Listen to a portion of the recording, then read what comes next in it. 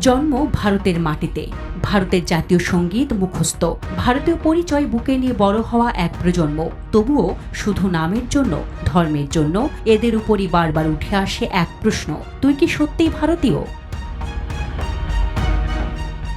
ভারতের প্রায় ২০ কোটির বেশি মুসলমান, যারা শুধু ধর্মীয় সংখ্যালঘু নয়, বরং এক অবিশ্বাসের ছায়ায় বেড়ে ওঠা নাগরিক। কারণ এই দেশে জন্ম নেওয়াটা যথেষ্ট নয়। একজন মুসলমানকে প্রতিদিন প্রমাণ করতে হয় সে দেশদ্রোহী নয়, পাকিস্তানি নয়, সন্ত্রাসী নয়।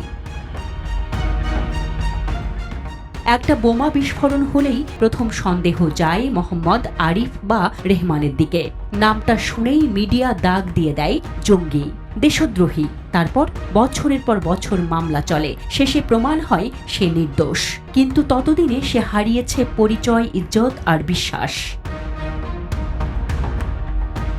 দেশে যদি একজন হিন্দু অপরাধ করেও ধরা পড়ে, তবে কেউ তার দেশপ্রেম নিয়ে প্রশ্ন তোলে না। কিন্তু একজন মুসলমান যদি প্রতিবাদ করে, তাকেই বলা হয় জেহাদি, দেশ বিরোধী শক্তি। তাকে থামাতে হয় বুলডোজারে। তার নাগরিকত্ব নিয়ে প্রশ্ন ওঠে, কেন?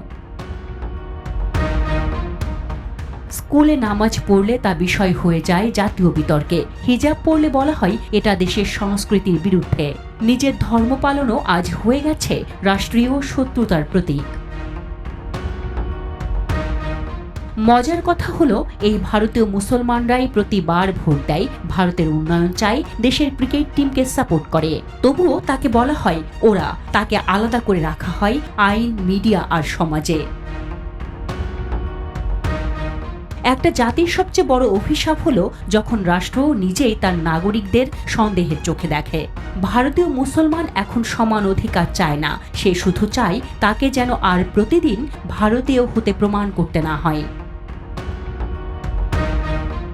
সে শুধু চায় নিজের দেশটাকে নিজের বলতে, নির্ভয়ে, নির্লজ্জে ভালোবাসতে। Desk report, Dhaka express.